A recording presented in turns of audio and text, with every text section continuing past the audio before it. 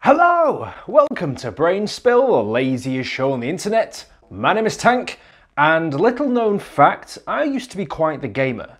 And when I mean quite the gamer, what I mean is used to play video games every single day. One of my all-time favourite games to go back to is, of course, the classic video game shooter, Halo. I spent many hours playing those games, and I absolutely love the Halo series. So it's only natural that the older games in the series, through the passage of time, will eventually reach the end of their lifespan. But it's sometimes really hard to let something go which you hold on to so dearly and have put so much time and effort into. And Halo 2 is no exception. When I make these videos normally, I try to get a prop which is relevant to the topic I'm talking about. And knowing that I was talking about the Halo series today, I should have probably thought on and got my Master Chief helmet, which I think would have been a nice display prop for this video. Unfortunately, that's at my brother's house, so you're probably just gonna have to trust me that I've got one. Or I could show you the legendary edition of Halo 3 I have. No, wait, no, my brother has that also.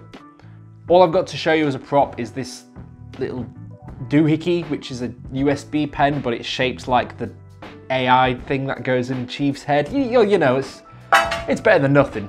Halo is a beloved science fiction shooter which started its roots out through Microsoft with the release of the original Xbox console on the first game of the series, Halo Combat Evolved.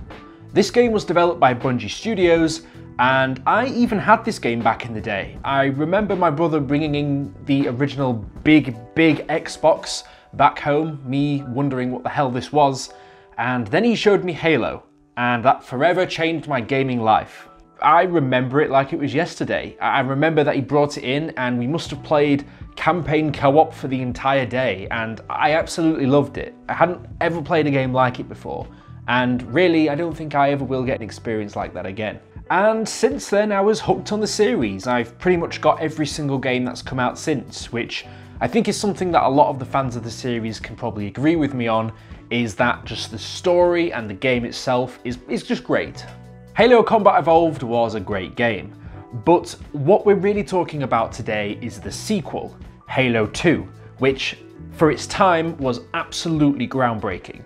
Not only because it built off the story from the first game, but more importantly, it was a pivotal turning point for online gaming, mainly with the introduction of Xbox Live and the ability for people to play online with their friends. It really just kicked off. The release of Halo 2 was a pivotal turning point for online gaming, and it really paved the way for what online games should be. And if you've ever played an online video game, it's very likely being influenced by what Halo 2 did. Halo 2 was released by Bungie Studios on the original Xbox on the 9th of November 2004. Windows Vista also got a copy of Halo 2 on the 17th of May 2007. For me, I had Halo 2, and for pretty much every guy I knew in school, they also had Halo 2. I had the limited edition copy, which is also at my brother's house, so I can't show you that either. All I can say though is the hype for this game was absolutely unreal. And I distinctly remember calling in sick from school that day so I could spend the entire time playing Halo 2. If my maths teacher is watching, sorry. Those coughs were more so me wanting to play Halo. Part of the reason why Halo 2 had such a massive impact was mainly because of one big feature that the original game didn't have: true online multiplayer. Halo Combat Evolved did have the ability to play split-screen multiplayer, or you could do it via a LAN connection where everybody had to be in the same room to play. Now, with Halo 2, you could play over the internet via Xbox Live, and this in itself was groundbreaking. You could play with absolutely anybody over the world, and I remember the culture shock I had because I thought I was amazing at the game. I went online and got absolutely destroyed. So not only does it give you a new perspective and just how big this game is, but it really ups your game and gets you to actually try much better to be better at the game itself. And I know what you're gonna say, Tank, games have had online multiplayer for ages, like that's nothing new. What was particularly interesting about Halo 2 was one tool the game had, which was a matchmaking feature. It wasn't that you had to join a party or a lobby to begin with in order to play the game. There was a system built into it where you could just join a queue and it would automatically match you with other players of the same skill set or the same region, language, however it was you wanted to play really. This ability just to hop into a game whenever you wanted to made it really accessible and also was very, very attractive for people who just wanted to hop on and play a few games. Upon the release of Halo 2, the game became the most played game out of the entire week on Xbox Live. That was a title that they held for 2 years straight, and no game has ever beaten them to it. So it really speaks volumes, and the game left quite a legacy not only on Xbox and players alike, but also for the future of online gaming. And we all had a lot of fun. Even with the future sequels for Halo moving on from Halo 3 onwards, a lot of people still went back to Halo 2, and a lot of people even still preferred Halo 2 to the future sequels of the game. However, all good things must come to an end, and that includes the online servers for Halo 2. So it was announced that the servers for Halo 2 would be shutting down, and this trailblazer of a game would be closing its doors for online play. And you might think, surely people have moved on by now, it's quite an old game, you know, it's probably quite dated for its time. Well, you have to remember that a lot of people grew up with the Halo franchise, and even a lot of people to that day were still playing Halo 2 multiplayer, so it was quite an upsetting thing to see. Many people, including myself, spent so many hours playing the game, got some great memories, and made some friends along the way. And it was a real shame to see that this was all ending. And so the date was announced on the 14th of April 2010, the servers would be shut down and players would have to play their last few games of Halo 2 multiplayer. And again, I should know, I played on the servers on the last night, and here is my Spartan on the last game he ever played. Okay, let me nerd out for a bit, okay? This is my jam. As a matter of fact, many players returned to the game just for one final blowout and just to relive some good old memories playing Halo 2 online. As the deadline closed in for the midnight shutdown of the servers, players teetered out ever so slowly.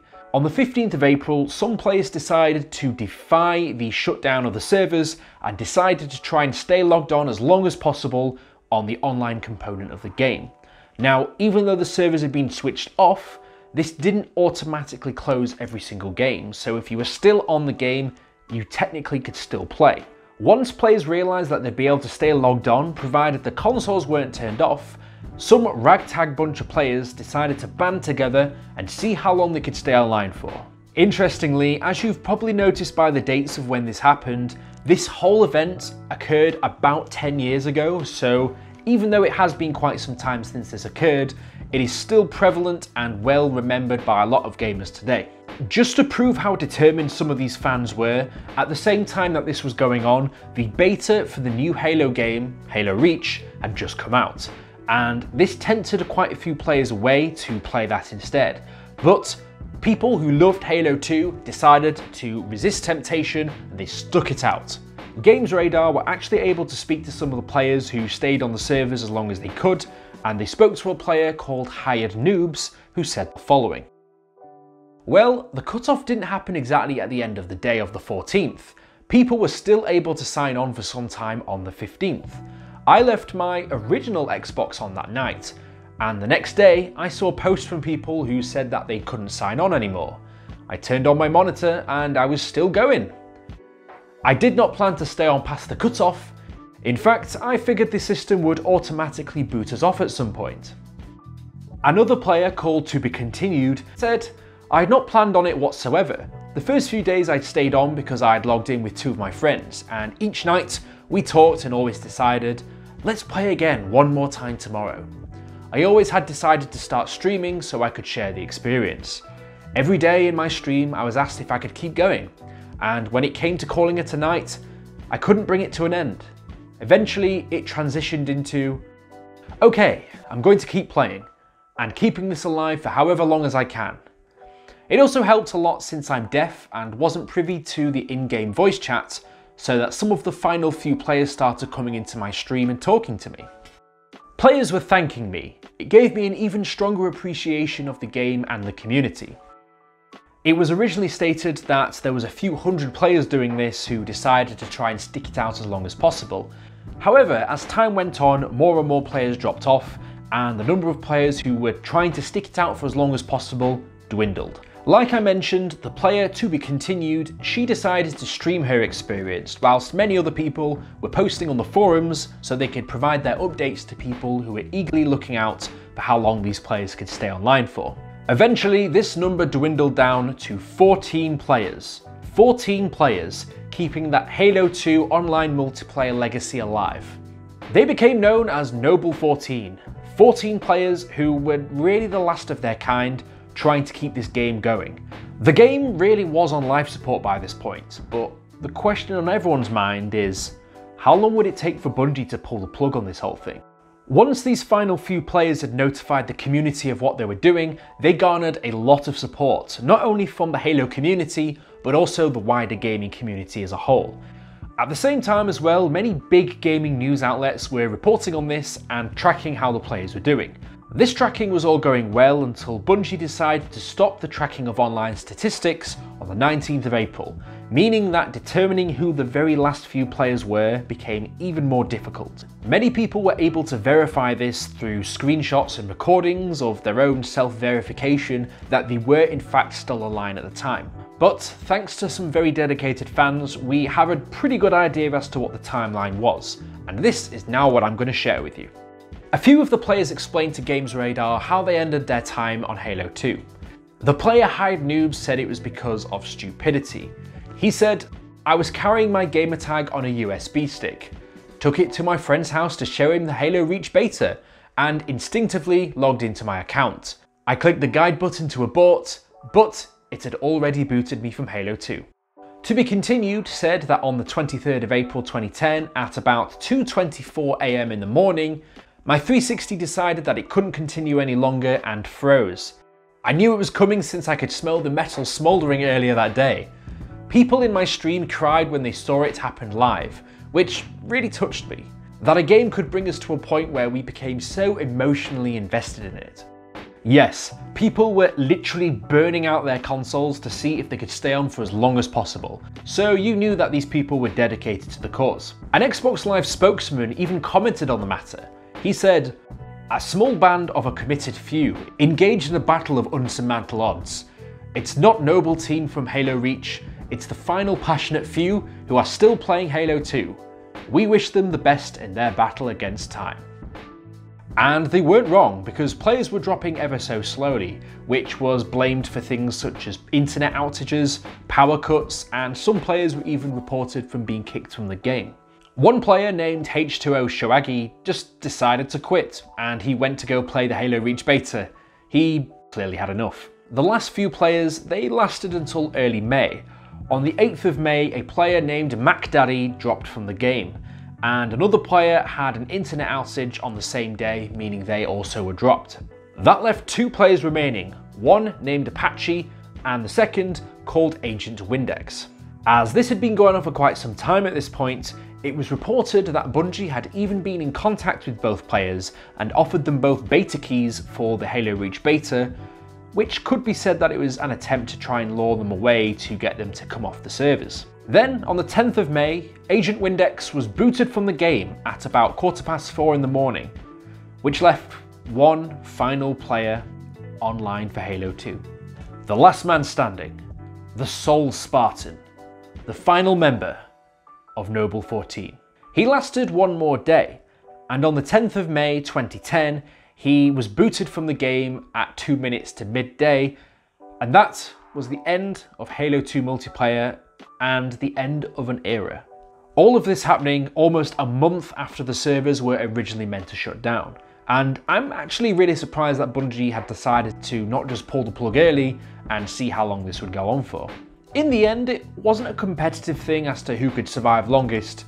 It was more so a shared appreciation of the game, and really to send a message to Bungie to say, hey, don't shut down our favourite game, we love this game, and people decided to try and protest to try and stop it from happening. You have to remember that this was before the release or even any announcement of anything like the Master Chief Collection, so you couldn't just go back and play it. This was it, it was gone. Like, that was Halo 2 online multiplayer gone forever, and people were sad about it. And that, ladies and gentlemen, is what happens when you refuse to let go of the past.